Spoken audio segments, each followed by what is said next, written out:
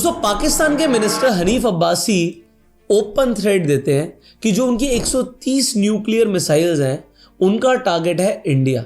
नाम लेते हैं वो गोरी, शहीन, गजनवी। ये चौकों में सजाने के लिए नहीं हमने रखे हुए, ये हमने हिंदुस्तान के लिए रखे हैं बाबा। ये जो 130 एटॉमिक हमारे पास वेपन है वो हमने सिर्फ मॉडल बनाने के लिए नहीं रखे हुए, और आपको पता ही नहीं कि हमने पाकिस्तान के किस किस हिस्से में रखे हुए हैं। बट आप सोचिए, क्या इस वक्त पाकिस्तान सच में एक वॉर अफोर्ड कर सकता है? कितना पैसा लगने वाला है इस पूरे वॉर के अंदर, इंडिया का भी पाकिस्तान का भी, इसे हम डिटेल में समझेंगे और क्लियरली समझेंगे कि अगर ये वॉर होता भी है तो कौन इस वॉर को जीतेगा। पॉइंट नंबर 2, जो नुकसान होने वाला है उसकी भरपाई कौन सा देश जल्दी कर पाएगा।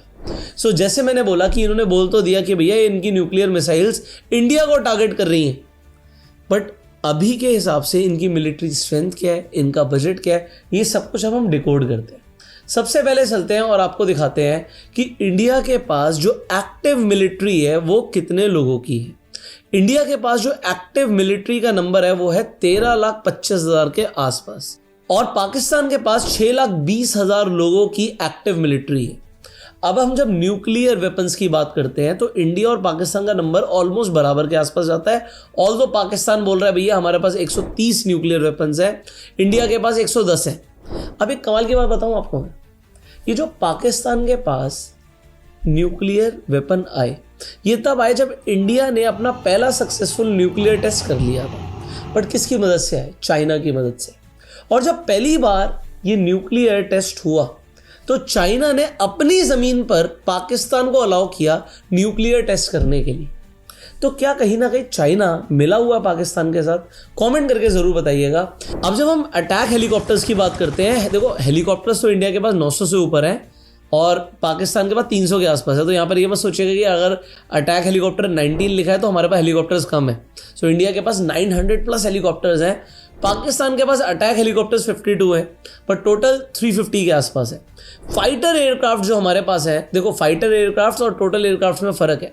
सो टोटल एयरक्राफ्ट इंडिया के पास अगेन 2000 से ऊपर है, बट उसमें से जो फाइटर एयरक्राफ्ट, जैसे हम रफेल की बात करते हैं तो 9 रफेल भी हमारे पास जो हमने फ्रांस से खरीदे हैं। तो फाइटर एयरक्राफ्ट हमारे पास है 679 और पाकिस्तान के पास है 304। अटैक एयरक्राफ्ट की जब हम बात करते हैं तो 809 अटैक एयरक्राफ्ट है इंडिया के पास, पाकिस्तान के पास है 394।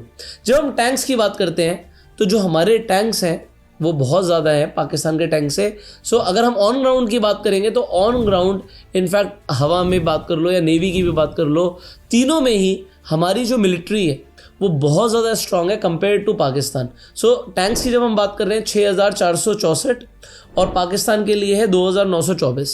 अब नेवी का यहाँ पर डेटा नहीं है। नेवी में अगर हम बात करें हमारे पास 293 वॉरशिप्स हैं और पाकिस्तान के पास ज़्यादा से ज़्यादा है 115। पॉइंट नंबर 2, हमारी जो नेवी है उसके पास 2 एयरक्राफ्ट कैरियर्स भी हैं, पाकिस्तान के पास नहीं है। सो अगर एयरक्राफ्ट को लैंड करना पड़ जाएगा पानी में तो हमारे पास एयरक्राफ्ट कैरियर्स खड़े हुए हैं समुद्र में।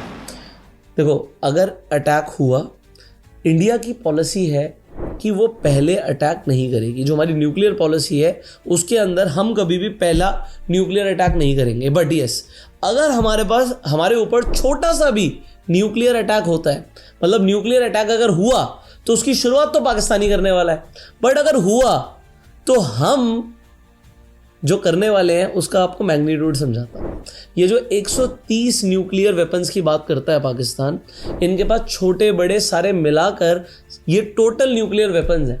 जो हमारे पास न्यूक्लियर कैपेसिटी है उसके अंदर छोटी मोटी जगह नहीं, पूरे पूरे शहर उड़ सकते हैं। तो कहने को ये नंबर इंडिया के पास 110 है, बट इसका मैग्नीट्यूड जो इंटेंसिटी है वो बहुत ज़्यादा है। बट फिर भी हमारा सवाल ये है कि भाई ठीक है हमारे पास मिलिट्री फोर्स ज़्यादा है, सब कुछ सही है, बट क्या पाकिस्तान अफोर्ड कर सकता है हमसे जंग लड़ना? चलिए समझाता हूँ।